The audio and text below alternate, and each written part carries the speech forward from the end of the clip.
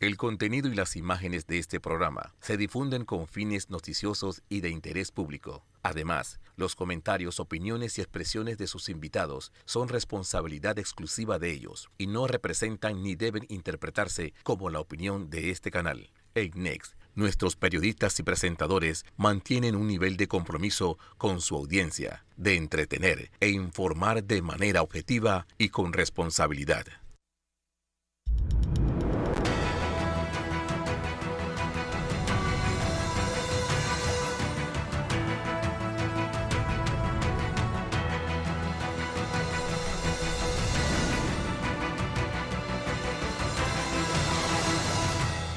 Muy buenos días, Panamá. Hoy es domingo 28 de enero. Usted nos ve por Next, Canal 21.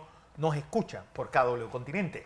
Bueno, estamos exactamente a 5 días que inicie la campaña política de Panamá para el año 2024. El viernes, el propio presidente del Tribunal Electoral mostró cierta inseguridad sobre este proceso. ¿Por qué? Bueno, algo importante es que quien va de primero en las encuestas pues tiene esta incertidumbre, que tienen pues, llegado a incertidumbre de todo el proceso. En un momento en el cual, pues, Nicolás Maduro dice dar por herido de muerte el proceso de Barbados, con ese acoso judicial que hay contra María Corina Machado. Crisis política en Argentina, además de esta huelga que hubo esta semana, uno de los ministros del gabinete de Javier Milei fue despedido el viernes. Un día en el que Ecuador también la situación sigue grave y tensa. Pero pues, el tema, sin lugar a dudas, de la semana, el caso de Ricardo Martinelli, y procedo, bueno, que dos personas, José Luis, que no necesitan invitación. Sí, acá nos acompañan los abogados Roniel Ortiz y también Alfredo Vallarino, porque vamos a estar abordando sobre este tema, Fernando, y principalmente luego de la filtración de ese fallo, o el borrador del fallo de la casación que se sospecha salió del propio despacho de la presidenta del órgano judicial, María Eugenia López, y sobre todo también con esas declaraciones en un conversatorio donde participó y donde se encontraba también una juez de los Estados Unidos como invitada. Bueno, es que fueron una tras otra, porque decir que había que quitarle la licencia, que no sabía que hablábamos de licencias y no de INADE, a los abogados que dilaten temas. Bueno, empiezo como puedan por orden de la semana. Roniel Ortiz. Buenas noches. Bienvenido. Fernando, buenas noches, José Luis, Alfredo. Bueno, en efecto yo estaba viendo la intervención que hizo la presidenta de la Corte Suprema de Justicia, la magistrada María Eugenia López, con relación al tema específico de los abogados. Mira, este es un tema bastante delicado y me gustó mucho el pronunciamiento que hizo la presidenta del Colegio Nacional de Abogados con relación y Juan Carlos Araúz, expresidente del Colegio Nacional de Abogados, toda vez que esta manifestación de la magistrada es un atentado directo contra la profesión de todos los abogados que de una u otra forma creemos en la justicia, creemos en la Constitución, creemos en la convencionalidad, en los tratados internacionales, y lo primero que ella debió haber aceptado en ese conversatorio es decirle a la otra jueza Sotomayor: sabe, señora jueza, que a Ricardo Martínez lo estamos juzgando por un proceso donde había principio de especialidad otorgado por el juez Torres del Tribunal del Sur de la Florida, que nunca se le ha quitado, y que recientemente Meldo Márquez, en una certificación, estableció de que Ricardo Martinelli tenía especialidad desde el 2018, 11 de junio del 2018, hasta 23 de octubre del 2019. Entonces todavía yo me hago la pregunta: ¿qué hace la Corte o los tribunales de justicia desgastándose, o esta magistrada mal usando la justicia de esta manera, de forma incorrecta, cuando es un proceso que está violando un tratado internacional, que está violando los derechos de Ricardo Martinelli, porque este proceso como tal no puede existir? No hay forma humana que exista este proceso, toda vez que hay un tratado que establecía dos excepciones. Una, que se le quitaba la especialidad si Ricardo Martinelli renunciaba, lo cual nunca ha hecho, y lo cual manifestó cuando le tomaron indagatoria ilegal en ese proceso. Él estableció: me están violando el principio de especialidad. Y lo otro era que si él hubiese viajado a los Estados Unidos, que era el país que lo dio en extradición. Eso nunca ha ocurrido. ¿Y por qué no ocurría, Fernando y José Luis y Alfredo? Porque a Ricardo Martínez lo primero que los gringos le hicieron fue una carta diciéndole que no tenía visa. Entonces, la única forma humana tendría a Ricardo que irse caminando con los venezolanos, colombianos, haitianos, por el Río Grande, nadar y cruzar, entonces entrar a los Estados Unidos. De otra forma, él podía viajar al país que fuese, porque así está establecido en el movimiento migratorio, que en su momento conseguimos, que nosotros determinamos que la fiscal Azucena Aizpurúa estaba violando el principio de especialidad porque estaba pidiendo una gestión que era el movimiento migratorio de Ricardo Martinelli. Cuando fuimos a esa audiencia de control de garantía, la juez le pregunta, señora fiscal, ¿usted por qué está pidiendo esta información del señor Ricardo Martinelli? Porque esto es un acto de investigación. Y ella dice, no, señora juez, es que nosotros vamos a pedir una excepción al principio de especialidad, una solicitud formal vía diplomática para levantar y poderlo juzgar. Entonces la juez dice, miren, licenciado Roniel, no le puedo dar la razón porque la fiscal tiene razón. Para poder ella pedir la excepción, necesita el documento que está pidiendo y acreditar, pero en ese documento aparece que Ricardo nunca viajó a los Estados Unidos. Sí. Él viajó a otros países porque no tenía medidas cautelares, ninguna limitación en su libertad. Entonces, ahí se da el hecho de que Ricardo nunca viajó a ningún lado. Pese a todo eso, en este mismo caso, New Business, cuando se hizo la primera audiencia, que fue el 27 de febrero del año 2019, ajá, ese día, el 28 y 29 de febrero de ese año, ese día se determinó el día 27 que Ricardo Martinelli no tenía fuero, pero lo manifestó el fiscal Emeldo Márquez y lo manifestó la juez Valoisa. Él no tiene fuero hoy, pero mañana sí tiene fuero. Entonces, si usted mañana meter la certificación de que él tiene un fuero penal electoral, entonces yo le reconozco el fuero. Y tuvo Emeldo Márquez que pararse, una vez que presenté la certificación, al día siguiente y decir que en efecto iban a anular el proceso porque él tenía fuero. Pero ¿qué se le olvidó a Valoisa Martínez? A Valoisa Martínez se le olvidó de que el fuero no empezaba a correr a las 9 de la mañana, cuando ella abrió la audiencia. El fuero corría desde las 00 horas, después de las 12 de la noche del día anterior. Entonces sí hubo una violación del fuero penal electoral, se han hecho de ojos, de la vista gorda, de oídos sordos, y simple y sencillamente violaron eso. Entonces, hoy día, ni Mata Avendaño, ni los otros dos magistrados, ni Valoisa, ni María Eugenia, ni ningún otro magistrado puede sostener esta falacia de un proceso que está viciado porque no puede existir. Están violando la convencionalidad. Entonces, ese es el hecho. Y pedir a ella que los abogados no acudamos a los recursos, entonces, magistrada, cerremos el Ministerio Público, cierre los tribunales y hagamos lo que a usted le venga bien hacer para que se cumplan los compromisos políticos que tiene usted con este gobierno. Porque es tan sencillo como ese. Sí. Primera vez en la vida, en la historia de la República de Panamá, que yo tengo que ser abogado, que escucho una magistrada de la Corte decir tal salvajidad. Me enorgullezco mucho de la presidenta de la Corte del Colegio de Abogados, que salió a la palestra inmediatamente a defender nuestra profesión. No puede ser que una persona hoy sea abogado, mañana ocupa un puesto público, entonces ya es enemiga de los abogados. Entonces cerremos el código, córtele un pedazo, como le decían a un exfiscal por ahí, tijerita, coja la tijera, corta el pedazo de código que usted no quiere que los abogados utilicen y viole esta profesión. Así de sencillo, eso no puede ocurrir en un país democrático de derecho como es la República de Panamá. A ver, Alfredo, porque el tema de los abogados y los recursos, esta señora dio a entender como que ustedes son los que han dilatado el proceso y bueno, a ti te ha tocado también ser abogado de ciertos casos donde han sido los propios fiscales los que han estado dilatando y dilatando los procesos. Sí, que esa es otra, que es la indefensión que uno tiene en un sistema pantagruélico y totalmente destructor del derecho. Mira, ante todo, quiero saludar a la audiencia, igual a todos mis compañeros en el panel. Yo quiero decirte, mira, lo que un abogado debe hacer es definitivamente participar en una defensa activa de su cliente. Si un cliente tiene la posibilidad de tener 5 recursos distintos y tu abogado nada más mete 3 y te deja a ti en indefensión, ese es el abogado que tú no necesitas, que jamás te defienda. Tú necesitas el abogado que haga absolutamente todos los esfuerzos por defenderte.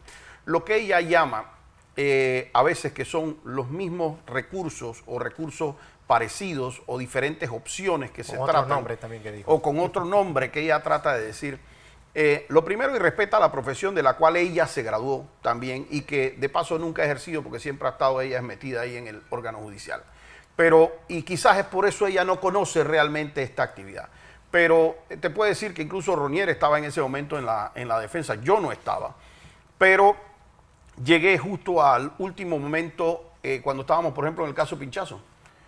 Y ustedes vieron aquí un Jerónimo Mejía agarrar y decir, es que aquí no cabe ningún otro recurso porque aquí yo soy el último recurso y este caso se queda aquí en la Corte y yo soy el que mando y ya esa decisión se tomó y ya supuestamente sobre esto hubo decisión de otro.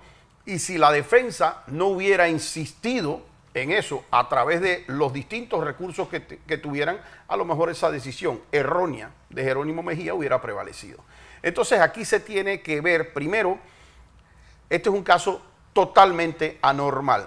Anormal empieza por lo que dijo ya Ronier, que no vamos a abundar, que es que para algo existe el principio de especialidad y por algo le dieron a Ricardo un papel que decía principio de especialidad, pues. Sí. Si no, ¿para qué vino acá? Pero el propio Mejía lo dijo en la audiencia. Claro, pero es que además, Fernando, cuando a ti te dan ese principio de especialidad, te lo dan por algo, porque Panamá le dijo a Estados Unidos en ese momento, el único caso por el que yo quiero juzgar a Ricardo Martinelli es el caso Pinchazo. Es decir, Panamá le mintió a Estados Unidos porque tenían una serie de casos que querían tratar con Ricardo Martinelli, pero al Departamento de Estado no le avisaron eso. Cuando ellos perdieron el caso Pinchazo, de la manera que lo perdieron, ¿verdad? Y después trataron de volver a juzgar a una persona 2 veces por lo mismo y lo vuelven a perder, entran en un estado de absoluta desesperación, porque saben que, como quien dice, se le fue a una persona que no es cualquier persona, el pueblo lo quiere como presidente. Y entonces esa gente dice, hey, aquí hay que hacer lo que sea, pero ese tipo no lo queremos de presidente. Y ese es el problema para la democracia. Porque ¿qué hicieron después? Aquí habían 16 jueces penales, 16 que se hubieran podido quedar en el sistema. Y se trajeron una juez que no era juez para que ella agarrara el caso New Business. O sea, no era juez de Panamá, me refiero. Y la trajeron a ella, tú vas a atender el caso New Business.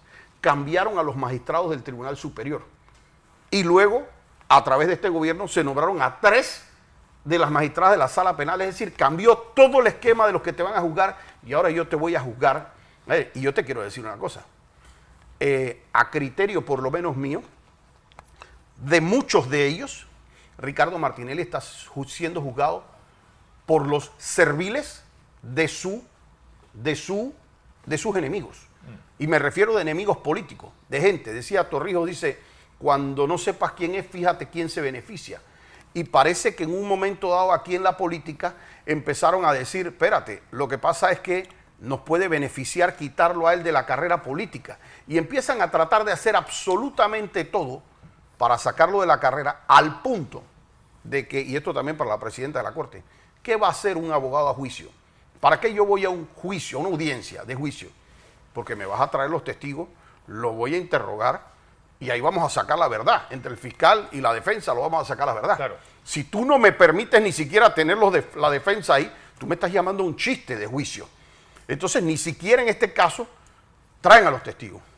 Valoisa Martínez en tiempo récord hace una decisión sobre un expediente de 120.000 páginas, se tira una sentencia de 300 páginas, casi que si hubiera escrito 40 páginas por día, obviamente había algo ahí ya inmediatamente raro, suben eso, se apela a la sentencia la dividen en 2 para no tener que esperar la cuestión, mata, falla también en tiempo récord, lo que están haciendo, juzgan, mira lo que ha pasado aquí en Panamá, juzgan 3 medios de comunicación, y yo quiero que aquí el país me diga a mí, ¿quién era el abogado del Panamá América ahí?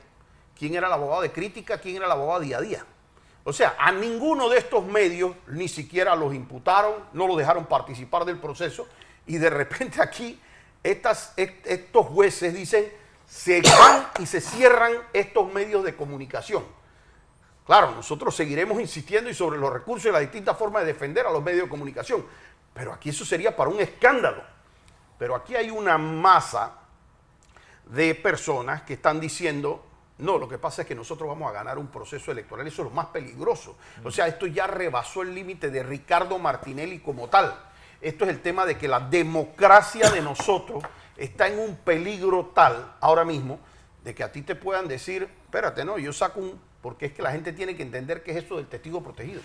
Ese es un papel que tiene un fiscal con una huella que en teoría nadie sabe de quién es la huella y el tipo viene y dice, eso me lo dijo a mí delante de nadie. Eso es lo que esa persona me dijo a mí delante de nadie. Y mi pregunta va a ser, ¿eso es lo que queremos nosotros en la justicia en Panamá? que yo no tenga que traer a esa persona a juicio y yo fiscal traigo un papel y digo eso es lo que me dijo a mí, me dijo que era Fernando, me dijo que era Roniel, Alfredo o José Luis. O sea, nosotros no podemos permitir eso. Entonces, si la presidenta de la Corte no quiere recursos sobre eso, yo creo que ella equivocó la profesión. Ahora, para culminarte, no solamente molesta lo que dijo, que es, a mi juicio, una afrenta a la profesión, sino que molesta quién lo dijo. Claro. Porque esa señora se ha sentado en expedientes que nada más la aclaración del tema de la mina, a ella le tomó 2 años y pico en lo que fue magistrada y en total tomó 4 años. Solamente eso en lo que ella era ponente.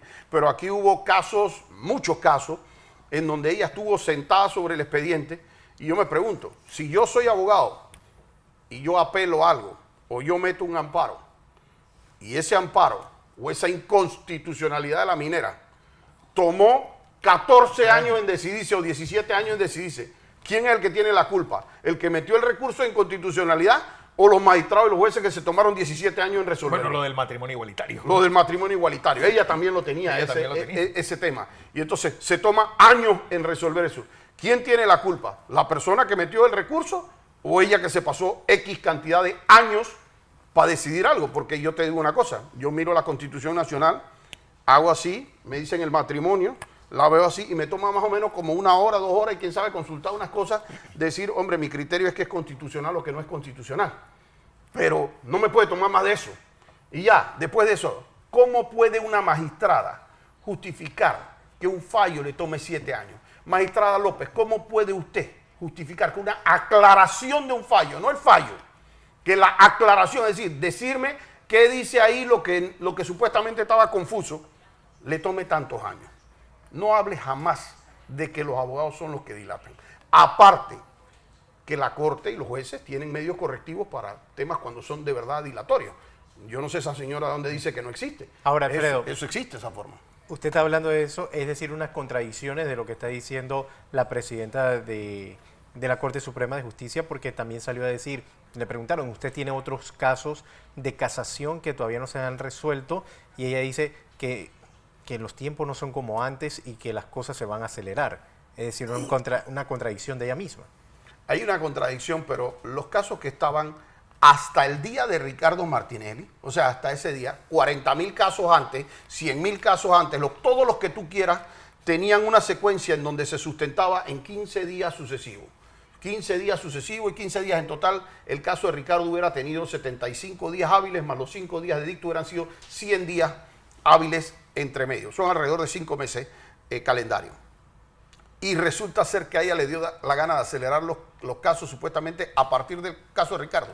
Y te digo una cosa, el mismo día, magistrada, que en este caso dijeron no, todo el mundo a sustentar paralelo, en otro caso estaban sustentando de manera sucesiva.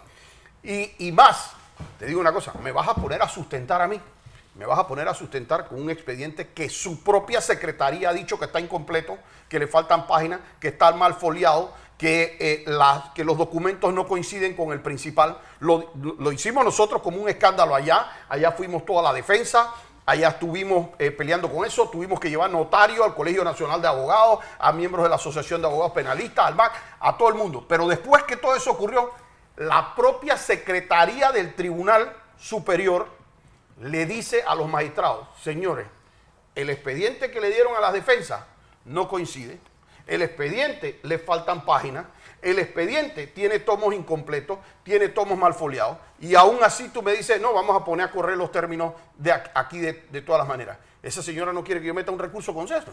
Esa señora le está patinando la cabeza. Bueno, Ronnie, porque ahí hablaste también del tema especialidad y el tema fuero.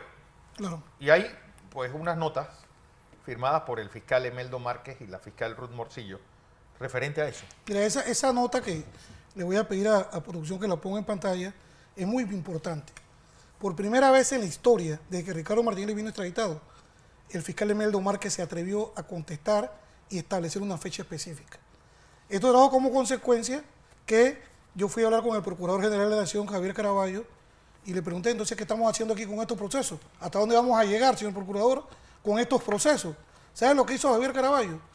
Mandaron a votar al empleado que nos dio la copia autenticada de la documentación, que por suerte Ricardo Martinelli, cuando yo le comuniqué telefónicamente, me dice: Ronnie, no te vayas hasta que la consigas autenticada. Y yo no me moví de ahí, me la dieron porque era mi derecho. Entonces mandaron a votar al muchacho, al final no lo votaron, lo sancionaron. A las fiscales que estaban ahí, que sabían que estaban haciendo lo correcto, que fueron las que hicieron la consulta escrita, quedaron que no sabían ni qué hacer ni qué explicación dar. No permitieron que nos metieran en plataforma, Alfredo, para que tuviéramos acceso a pedir las audiencias de control de garantía, cuando es un derecho que ni siquiera tú tienes que pedirlo. Pones una querella, estás como abogado, tienen que vincularte a plataforma inmediatamente. Esta audiencia que tenemos pronto, la hemos tenido que pedir manualmente y convenciendo a oficina judicial de que nos asiste la razón, que es un derecho que no nos pueden quitar. Pero la nota específicamente establece claramente el señor Emeldo Márquez, que yo no sé cómo no lo votó Caraballo por haber escrito lo que escribió, que el 23 de octubre del año 2019 ya no le era aplicable a Ricardo Martinelli el principio de especialidad. ¿Qué significa esto? Esto es muy importante, porque él es el abogado de New Business. Él fue el abogado que indagó a Ricardo Martinelli. Él fue el abogado que ordenó esa indagatoria, que lo indagó, que aplicó medidas cautelares y que lo ha tenido notificándose durante todos estos años. Y él sabía como tal de que en ese proceso yo le había metido una solicitud o un documento que le denominé advertencia de violación al principio de especialidad. Y pese a todo eso, él siguió su camino. Pese a todo eso, Fernando, el fiscal anterior a él, el fiscal Mendoza, había pedido una excepción. A pesar de que la pidió, se va la excepción a la Procuraduría, a Asuntos Internacionales, y se va a la Cancillería y a la Embajada de los Estados Unidos. La Embajada de Estados Unidos recibe la excepción y la devuelve poco tiempo después, diciendo que había unos errores de foliatura, porque el expediente iba en inglés y en español, porque así lo requieren las autoridades del Departamento de Justicia. Entonces, ¿qué resulta? Regresan eso, pero cuando regresa ese documento a la Fiscalía de Crimen Organizado, ya el fiscal no era Mendoza, el fiscal era Emeldo Márquez. Emeldo Márquez agarró esta documentación que consta en autos, que consta en el expediente, y la guardó y se quedó calladito, sabiendo que había un procedimiento que tenía que cumplir. Pero ¿cuándo se estrellan ellos con este procedimiento? Cuando la fiscal Azucena me gana a mí la audiencia de control de garantía y le dan la razón porque ella iba a pedir una excepción. Pero ¿qué resulta ser lo absurdo? Que yo, siendo el procurador, a esta fiscal de forma inmediata la voto por ignorante e inexcusable de la ley. ¿Por qué? Porque ella agarró y metió un amparo de garantías contra una decisión a su favor y la sustentó. Cuando eso va al primer Tribunal Superior, que es el que ventila estos amparos de garantía, el magistrado Espino, que era el ponente, con dos magistrados más que no recuerdo el nombre, hacen un fallo. Y en este fallo establecen lo siguiente: que la sustentación que hizo la fiscal de lo que estábamos debatiendo, si pedir la información a la migración era un acto de investigación o no, ella lo justificó diciendo que era para pedir una excepción. Pero en esta sustentación, ella metió un ingrediente que no podía meter, y era el ingrediente de que había una carta de un ciudadano Heinemann que había dejado tirada una copia a Kenia Porcel cuando ella renuncia producto de Lobarera Leaks y Ulloa recibe el despacho. Yo fui donde Ulloa con Carlos Carrillo y Ulloa me entregó copia porque me dijo: mira, Roniel, yo fui al diario La Prensa a una reunión y ellos tenían esa nota. Y yo le dije a ellos: si ustedes tienen la nota, yo la voy a hacer pública. Y si los abogados me la piden, se las voy a dar. Y fuimos y cogimos la nota. Pero ¿qué pasaba? Sobre esa nota se hicieron muchas diligencias. La hizo Luis Eduardo Camacho González. Y él mandó a preguntar que cuándo se dio la reunión entre Kenia Porcel y el señor Heinemann. La Procuraduría certificó que nunca se había dado esa reunión.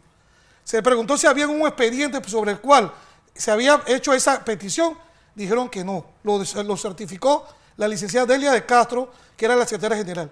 Entonces, no sabían el origen de esa nota en particular, porque simple y sencillamente esto era sencillo. Kenia Porcel no era la instructora de ese proceso. Claro, mal podía ella estar pidiendo verbal, escrito, de cualquier forma, peticiones de esta magnitud que tienen un ribete diplomático, que tienen requisitos que tienen que cumplir. Entonces, la fiscal sustenta diciendo que la carta de género. Entonces, ¿qué hizo el Tribunal Superior, el magistrado Espino con los otros magistrados? De forma inteligente le dicen a la fiscal: le vamos a negar este amparo y vamos a hacer unas observaciones. Uno, el señor Ricardo Martinelli tiene principio de especialidad. 2, el señor Ricardo Martinelli, el señor Tomás Heinemann, no es un funcionario diplomático que tenga la capacidad para hacer ese tipo de acotaciones, porque aquí hay un tratado de por medio que regula este tema en particular. Hay un tribunal en el sur de la Florida que regula y que fue el que dio este tema. ¿Por qué? Porque así como Ricardo Martinelli tenía derecho en Panamá, también tenía derecho a ser representado en esa petición ante ese tribunal y poner a sus abogados a decir, no estamos de acuerdo que se dé la excepción por esto. Habían 15 procesos, como dijo Alfredo, y ninguno fue cerrado. A pesar que los abogados en ese momento presentaron escritos de cierre, no cerraron los expedientes. Entonces, se tenía una violación galopante de eso. ¿Y qué dice el Tribunal Superior? En ese fallo dice lo siguiente: esta petición de excepción no puede ser hecha por un fiscal. Los fiscales no están revestidos de la investidura para hacer este tipo de peticiones. Esto le corresponde a un ente jurisdiccional, una autoridad jurisdiccional. Las únicas autoridades jurisdiccionales en la República de Panamá son los jueces. Entonces esto le correspondía a Baloíza. ¿Qué hizo Baloíza? No hizo nada. A pesar que le metimos muchos documentos para que se pronunciara, se rehusaba, lo devolvía y demás. Cuando fuimos a la Cancillería, Fernando, la Cancillería nos certifica a nosotros.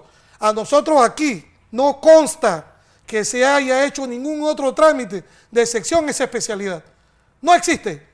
Lo combinamos a que usted se dirija a la juez tercera, en ese tiempo era la tercera liquidadora de causas penales, para que ella responda esta pregunta. ¿Ante quién la hizo? ¿Cuándo la hizo? ¿Y qué documentos aportó? No presentó ninguno. Los fallos a que ella hace referencia son 2 fallos de 2 incidentes que se metieron. Un incidente de nulidad que dijeron que no era imposible meter una nulidad porque lo que se tenía que meter era un incidente de controversia. Eso haría en otro costal. Y otra petición que se hizo que ella rechazó de plano. Entonces ella ha interpretado con estos fallos, que si tú lees uno de esos fallos, cuando lees todo lo que ella escribe, ese era un fallo que venía a favor de Ricardo Martinelli, porque ella dice, es imposible que él viaje a los Estados Unidos, es imposible que él haya renunciado o que haya violado el artículo 8 del Tratado de Extradición de 1904. Eso es imposible. Uno, porque no ha viajado, es imposible que viaje, no tiene visa, y lo otro, porque él nunca ha renunciado. Entonces no sabemos ahora qué es lo que dice Baloíza, si es chicha o es limonada en lo que ella está aduciendo o que ha aducido en todos estos casos en particular. Entonces ese es el tema donde María Eugenia López tiene que meterse a hacer respetar la ley, porque ella es la presidenta de la Corte de Justicia. Hay un tratado, hay un respeto a la constitucionalidad, a la convencionalidad, a la misma constitución. Mira, cuando Alfredo hace referencia al caso Pinchazo, es cierto todo lo que Alfredo dice. Pero lo peor aún, Fernando, es que ese caso la defensa no lo ganó una vez, lo ganó 2 veces. 2 veces violando la Constitución y los tratados internacionales del doble juzgamiento. Pero lo peor de todo, es que cuando se hace la casación en el primer juicio, después del primer juicio, el Tribunal de Apelaciones o de Casación se pronuncia eliminando los delitos de peculado.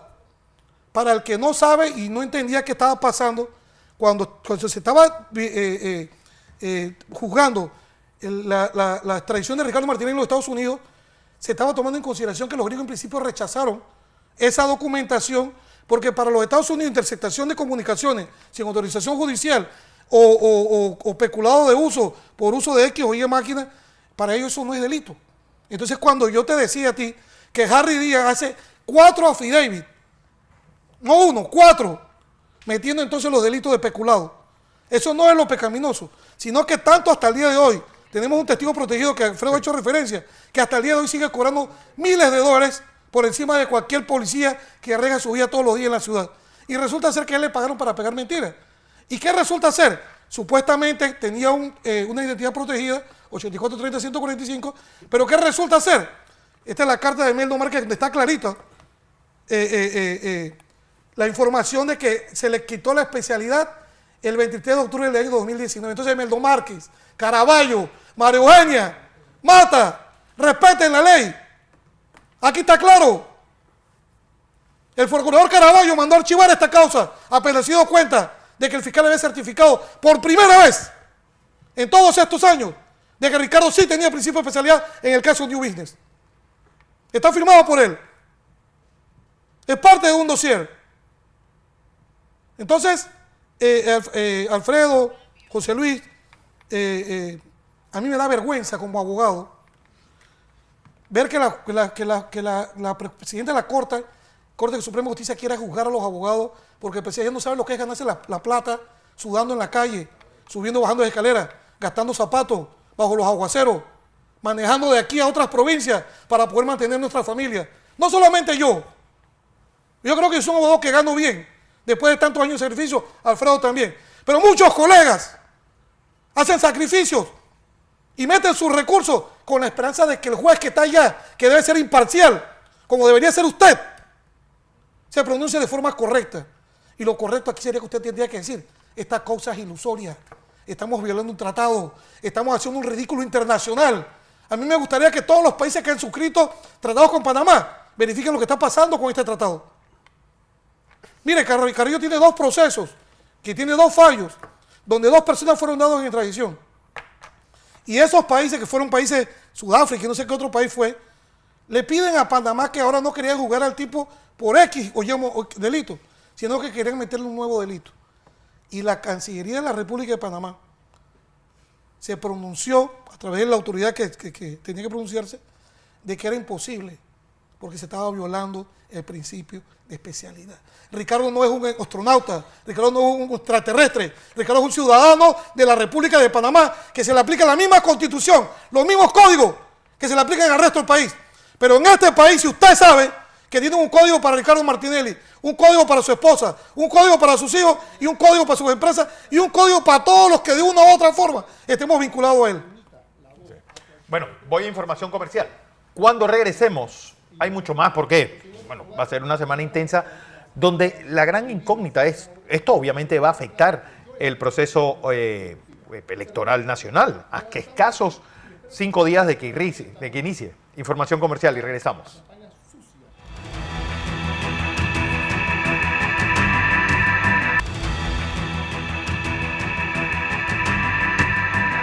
Seguimos en la presentación de Entre Líneas. Hoy es domingo 28 de enero. Como dije, a escasos 5 días de que arranque el proceso electoral en Panamá.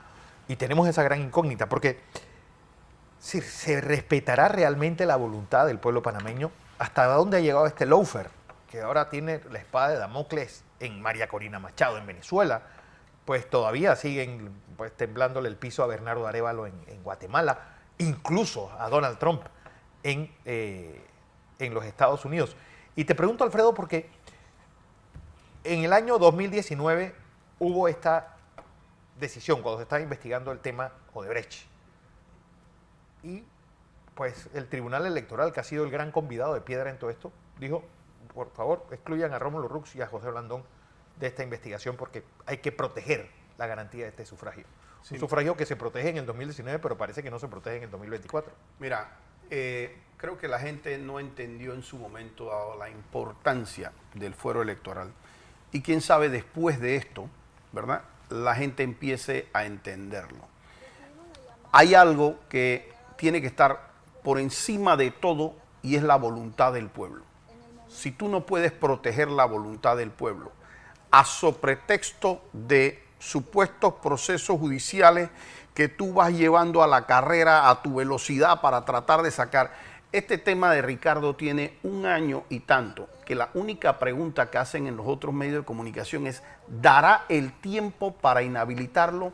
¿Dará el tiempo para inhabilitarlo? Bueno, la pregunta es, ¿correrá Ricardo Martinelli? Claro, la pregunta, lo que te quiero decir, Fernando, es ¿por qué de esa pregunta? Porque si Ricardo fuera a perder, el tiempo no es importante. Sí. Lo puede jugar el 6, el 7, el 8. La razón por la que ellas preguntan el tiempo, porque ellos están convencidos que Ricardo ganaría. Entonces, ellos están dispuestos a llevarse la voluntad popular basado en un caso. Y te digo una cosa, es más, no es casual que tú tengas a medios de comunicación enemigos de Ricardo y que estén en una abierta publicación. Mira, es que la defensa lleva 8 recursos, lleva 7 recursos, lleva 6 amparos, lleva 6 cosas, y que justo el comentario que hace la presidenta de la Corte, justo el comentario sea, es que los abogados están haciendo muchos recursos. Esta presidenta de la Corte, ¿para quién está trabajando? ¿Qué es lo que ella está haciendo que el comentario de ella es tan coincidente con las publicaciones que están haciendo en ciertos medios tratando de llevarlo al unísono?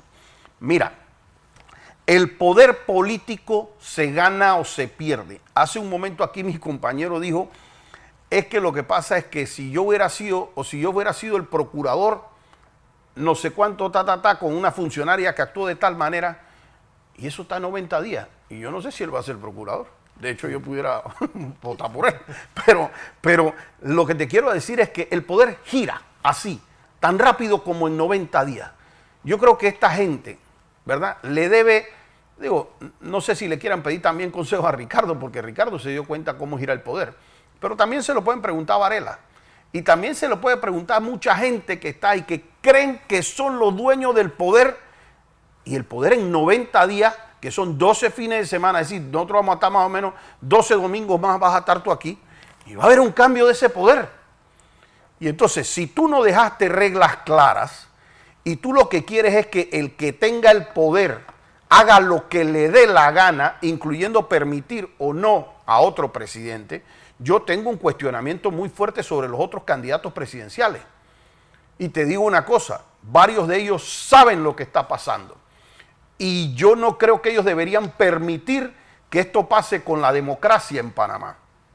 Si tú me dijeras a mí, hombre, es que a Ricardo no es que ya no lo han jugado 2 veces, esta es la primera vez que lo juzgan, es que lo que pasa es que sí, ahí trajeron los testigos, se los llevaron a todos los términos se dieron iguales que en todos los procesos, aquí no se pusieron a correr términos, todo lo que tú quieras, no se violó el fuero, no se violó, yo te diría a ti, bueno, perfecto, estamos ante un caso judicial. Pero cuando tú tienes que a Ricardo se le trajo aquí, en principio con un caso que es el único caso en Panamá, único en 12 o 14 años que tiene el sistema penal acusatorio. La única persona en el mundo que ha sido llevado a una acusación sin una imputación.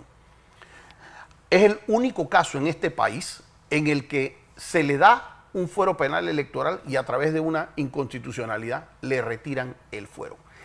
En exactamente el mismo expediente que el de Rómulo Rux. O sea, en el mismo expediente que a él le dieron el fuero, a Ricardo se lo quitan. En ese expediente, que fue bochornoso ese expediente, porque ese es el caso de Brecht, y lo manejó una fiscal que se llamaba Zuleika Moore, que después imputaron a Varela en ese caso, pero mientras no lo imputaron, nadie se ha preguntado por qué Varela, a esa fiscal que llevaba ese caso, la quiso nombrar magistrada de la Corte Suprema de Justicia, a la magistrada que lo investigaba a él, y con todo lo que salió aquí en los Varela Leaks. Pero a Ricardo, adicional a eso, le violaron el principio de especialidad, le violaron el fuero penal el día que estuvimos en la audiencia. Ronel estuvo ahí, yo estuve ahí. Esa mujer siguió la audiencia como si nada, como si no hubiera fuero, y después, me equivoqué, vamos a echar, y ya no, ya violó el fuero. Aquí cambiaron los términos de una casación. Aquí juzgan en ausencia, aquí no te traen a los testigos. Aquí eso no ha pasado en otros casos. Entonces tú no me puedes decir a mí, esta es la única casación de salir, la única que tú me pudieras decir del sistema inquisitivo, que vino de juicio, que creo que fue en julio, más o menos que hicimos, de julio a enero, febrero, y que pasó del juicio a la decisión del juicio, a la apelación, a la casación, a la inadmisión de la casación. Esto sería el juicio, el único juicio flash de la vida de Panamá. Entonces, a la gente eso le tiene que dar un asco, porque significa, yo lo que estoy haciendo, justo lo que dicen los periodistas, dará el tiempo para inhabilitarlo. ¿Y sabes qué? No había forma humana, legalmente, que diera el tiempo para inhabilitarlo. Al punto que dijeron, vamos a cambiar la forma en que hacemos la casación. Entonces, cuando ya tú me estás diciendo, vamos a cambiar todas las reglas, la gente no entiende la importancia de las reglas. Porque el día de mañana te la aplican a ti, el día de mañana me la aplican a mí, el día de mañana se la aplican a ellos.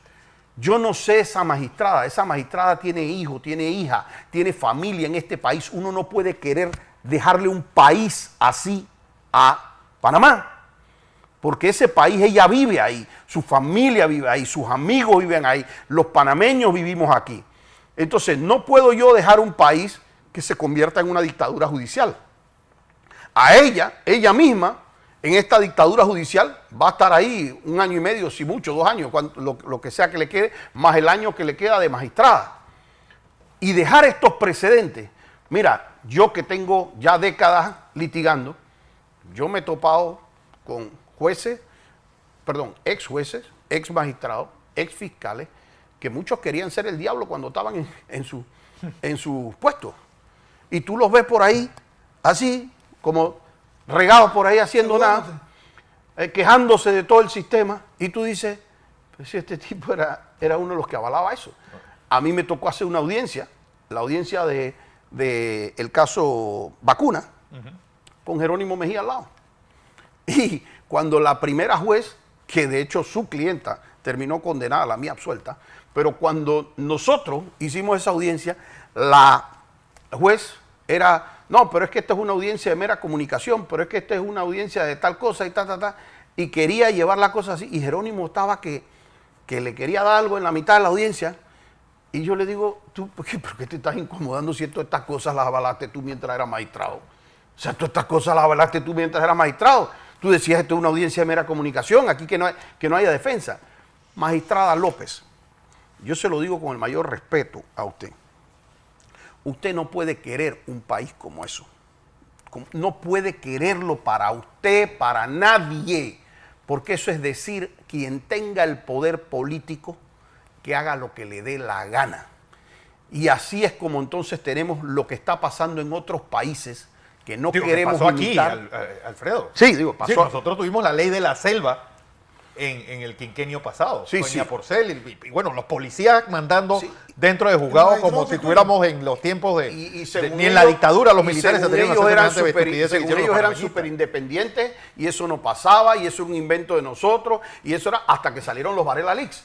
Pero es que en Brasil, que incluso a Lula lo condenan en una casación y luego se hace la revisión y hoy día el presidente de Brasil, tenemos claro. Pero allá también hubo filtraciones en donde se daba cómo estos fiscales se comunicaban con los jueces, cómo tenían todas estas componendas y por eso se logra la revisión de Lula. Porque se dan cuenta, fíjate, la base del caso de Odebrecht de Panamá, que tiene que ver con el sistema Drausis, se cayó hace unos días en Brasil, bajo el escándalo más espantoso de cómo habían manipulado estas cosas para asignarle, ¿cómo se llama?, sobrenombres a personas, cómo habían manipulado las cuestiones. Y cuando yo le pregunté incluso aquí, nosotros preguntamos en las audiencias, ¿de dónde había salido este famoso sistema Drausis? Y es que resulta ser que esta fiscal jamás en la vida hicieron una inspección al sistema Drausis, sino que le mandaban una nota al tipo de Odebrecht que la empresa está procesada y le decían, oye, dime esto, y lo que al tipo le diera la gana de contestar, bajo los acuerdos que hacían aquí, y cosas tan escandalosas pasaron aquí, Fernando, como que el abogado de Odebrecht había sido precisamente el abogado de Kenia Porcel, el abogado personal de Kenia Porcel. Y entonces se logran estos acuerdos que desde que se lograron, y ahí estarán los videos hacia atrás, nosotros dijimos eso es un escándalo y eso no va para ningún lado. Y ahí está la multa de Odebrecht que no la ha pagado. Ahí está Odebrecht diciendo, no, Odebrecht se fue de aquí reído. Hicieron lo que quisieron.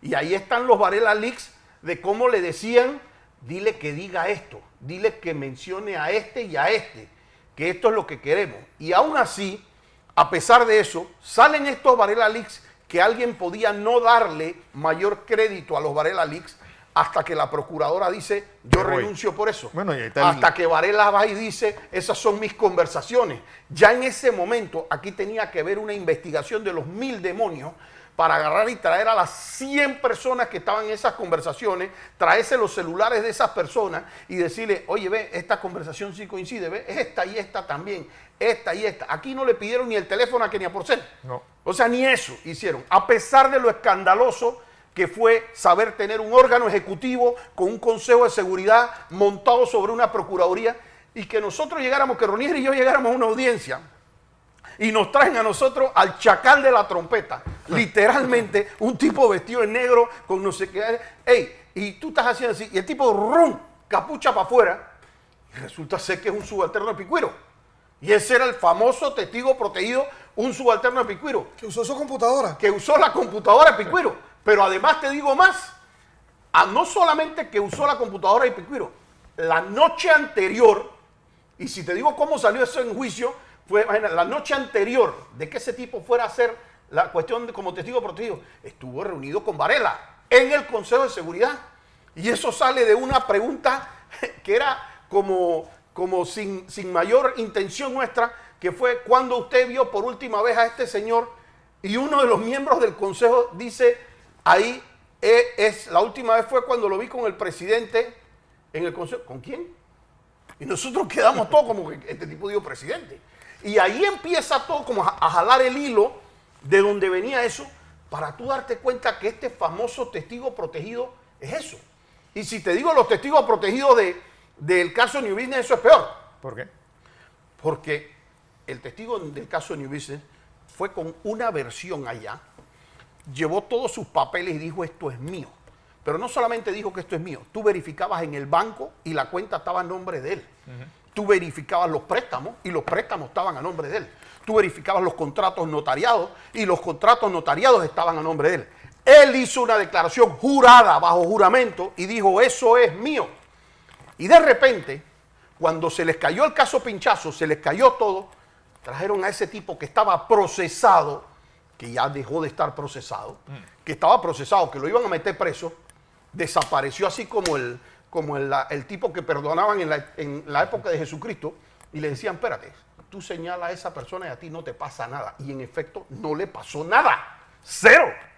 Y entonces lo traen y él dice, perdón, así, abiertamente lo dice en su declaración como testigo protegido. La vez pasada que yo vine aquí, mentí. O sea, tú le estás dando valor al tipo que te está diciendo que mintió en una declaración jurada. Y él dice, mentí, eso no era mío. Eso fue un favor que me pidió Ricardo Martinelli.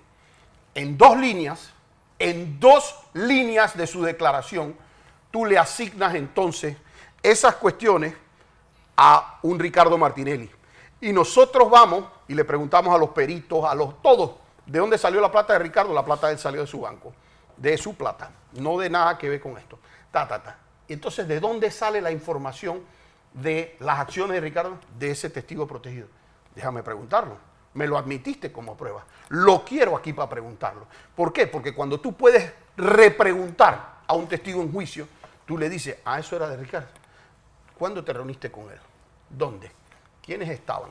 ¿Por dónde fuiste? ¿Por dónde saliste? ¿Cuándo entraste? Eso fue como agarramos al tipo, a este testigo protegido del caso Pinchazo, y él dijo en una ocasión, yo fui una vez a la oficina de Ricardo en la presidencia. ¿Así usted fue a la oficina de Ricardo? Dígame cómo se entra desde la presidencia a la oficina de Ricardo. No sé. No. ¿Y cuántos puestos de seguridad se pasan para llegar donde Ricardo?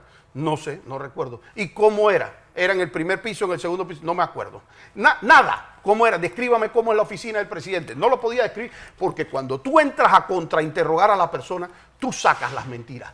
Ellos sabían que ya nosotros teníamos como defensa la posibilidad de simplemente agarrarlo. Señor, usted está diciendo esto. Y explíqueme, esto que está firmado por usted, bajo declaración jurada, ¿no fue justo lo que dijo usted también sobre estos mismos hechos? Ellos sabían que nada más con eso, nosotros lo desbaratábamos y iba a ser delante de todo el mundo. Y por eso cuando nosotros llegamos a esa audiencia, y yo veo que no están ni cerca diciendo nada de preparando sala para testigo protegido ni nada, porque ellos declaran aparte en capucha, a través de videoconferencia y cuestiones. Y yo veo que aquí nadie está preparando nada y se le pregunta al juzgado y dicen es que nosotros hemos tenido problemas para localizarlo. O sea, al tipo del caso más importante de Panamá, que puede ser de las elecciones, dice el asistente del fiscal, no, yo lo llamé pero no lo localicé. ¿Qué tipo de vergüenza tiene que tener un sistema judicial para poderle decir al mundo que eso es así? Bien, Alfredo, y la denuncia que le puse yo a ese testigo, producto de que yo sí busqué el movimiento migratorio y el caballero salió del país sin autorización judicial, con un fallo del segundo tribunal superior, donde decían que él no podía, que él tenía una fianza y no podía salir del país. ¿Dónde está la investigación? Donde Javier Caraballo la tuvieron oculta durante tantos meses, el otro día tuve que ir yo personalmente, y ahí la tiene.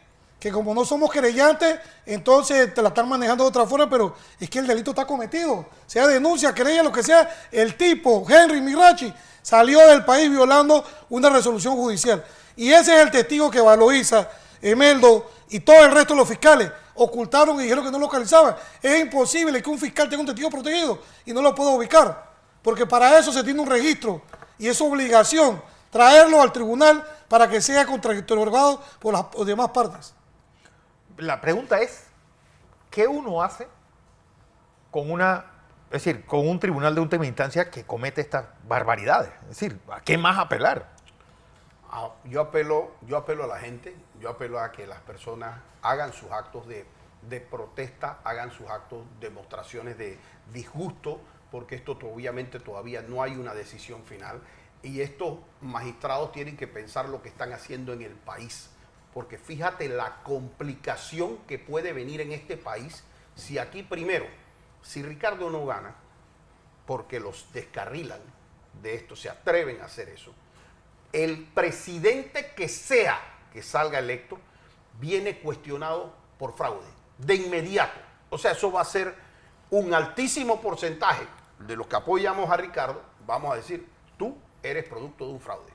Pero número dos, ese tipo va a ganar por un porcentaje ínfimo, teniendo una oposición grande.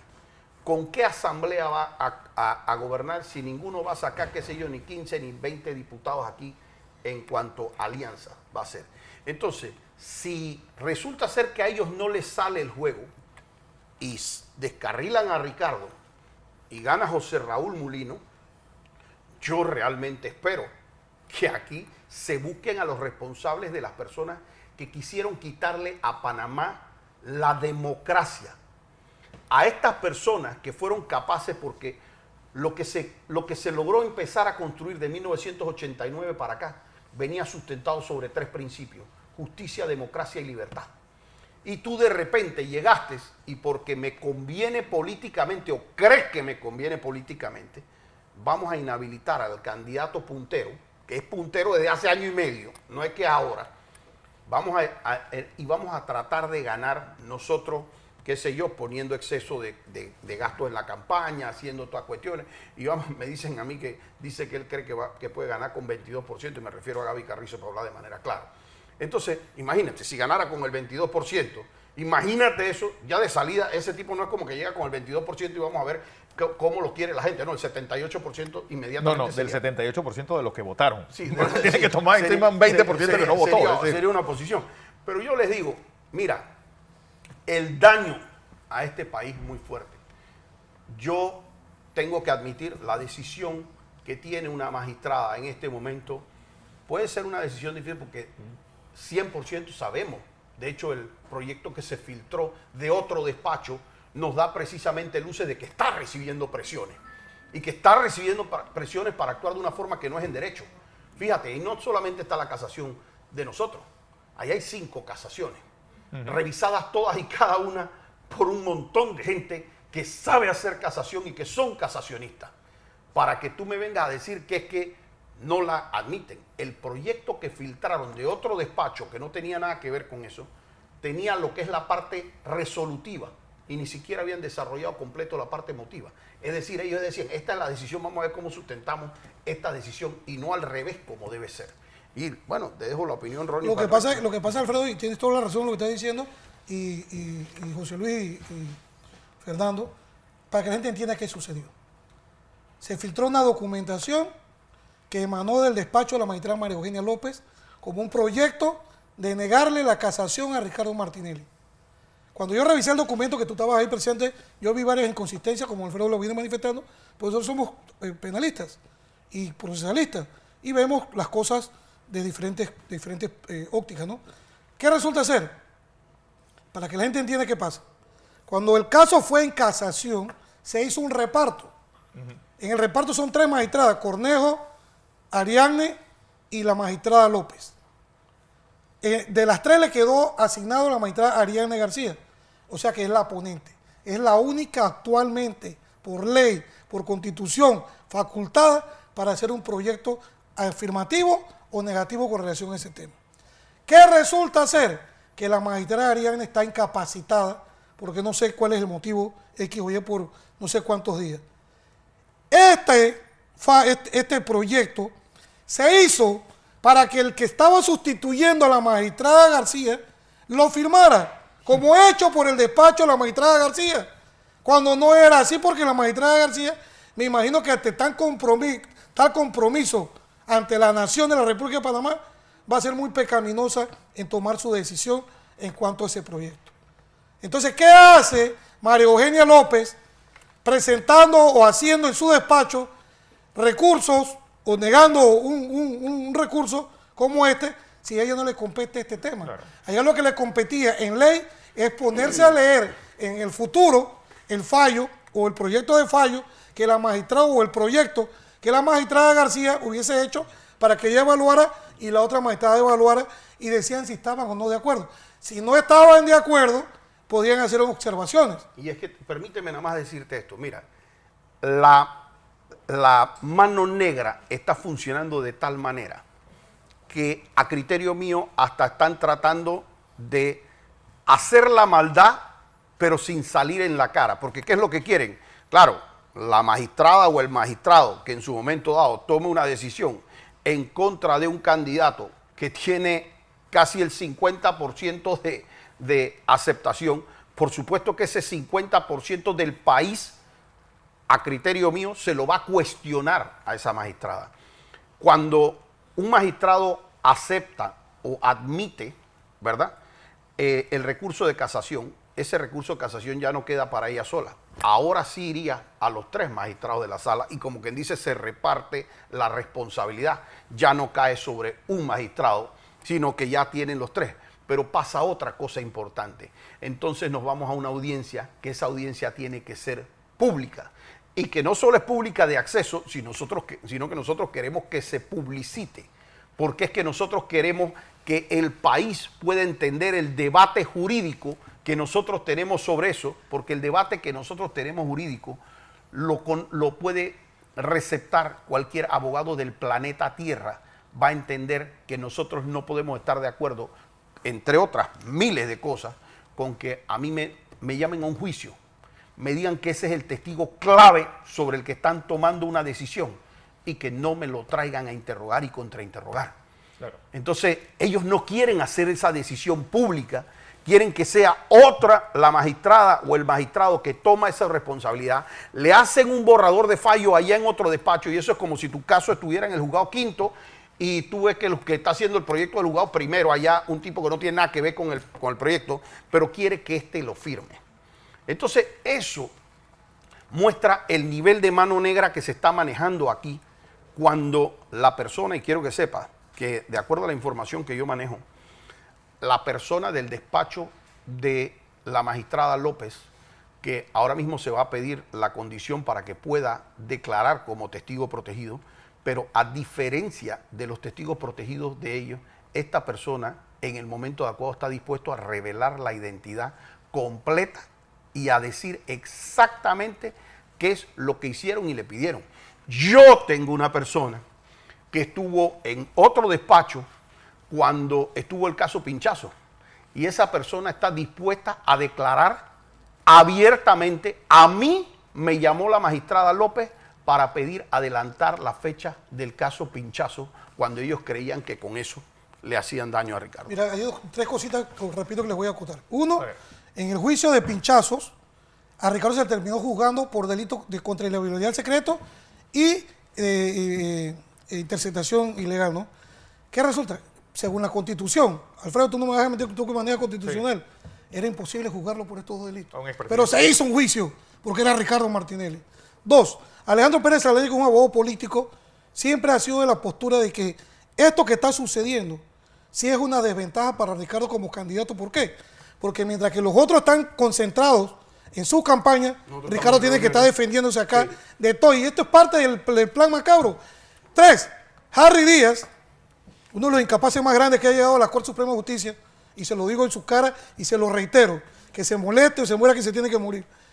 Él manifestó en una entrevista que lo que ellos están tratando de hacer es que el pueblo no decida que Ricardo sea presidente o no de este país, sino que a través de la Corte, de los tribunales, ellos inhabilitarlo para que sea otro el presidente de este país. Eso es inaudito, haberlo escuchado de un tipo que, bueno, él llegó a la corte de mala forma, Ricardo me lo reconoció, que él no reunía los requisitos para ser magistrado de la corte, y Ricardo en ese momento, como el ser humano que es, tomó la decisión de pedir favores y hizo que lo metieran a la corte. Hoy día se arrepiente de esa mala decisión, porque nunca debió haber llegado a ensuciar la Corte Suprema de Justicia. Y tres, con relación al tema de la filtración del proyecto, es importante que la gente sepa que esto es una cosa ilegal. Yo, como se lo digo a muchos colegas, sí, en algunas ocasiones, lo he dicho en muchos programas, de hecho Alfredo y yo somos los abogados más mediáticos que trabajamos en este equipo y que es parte de nuestro trabajo. Cuando yo voy a las audiencias, yo le hablo al juez. Y estos programas que hacemos no son para el público, a pesar que al público le encanta. Le encantan todos los programas. A mí me dicen, yo lo veo a usted, veo a Alfredo, lo veo a usted, me gusta esta posición, que es la otra. Pero uno habla para los jueces. Ajá. Y este programa es una transmisión al cerebro, a la integridad, a la dignidad de todos los magistrados de la Corte Suprema de Justicia, que no permitan que una manzana podrida dañe o empañe el prestigio de la Corte Suprema de Justicia de la República de Panamá y los tratados de los cuales somos suscriptores. Y yo acabo con 15 segundos nada más, 15 segundos. ¿Hace cuánto salió esta noticia del despacho de la magistrada María Eugenia López? ¿Alguien ha visto que ella haya dicho, eso no es así, eso es falso? Porque el que calla otorga. Y nosotros sabemos por qué ella está callada. A ver, José Luis, ¿qué nos espera esta semana? Bueno, Fernando, ver cómo se desarrolla este caso, cómo avanza. También en la semana conocer los preparativos también, porque vienen los carnavales y el inicio esta misma semana de ya el periodo de proselitismo político, es decir, la campaña electoral ya se les va a permitir, se acaba la veda y veremos entonces a los candidatos recorrer el país. Así es, era lo que teníamos que contarles en la mañana de hoy. A todos gracias por su audiencia. Recuerden, este programa se retransmite por KW Continente. A todos gracias por su sintonía. Mañana más, desde las 6 en punto de la mañana, en otra edición, en la edición matutina de Next Noticias.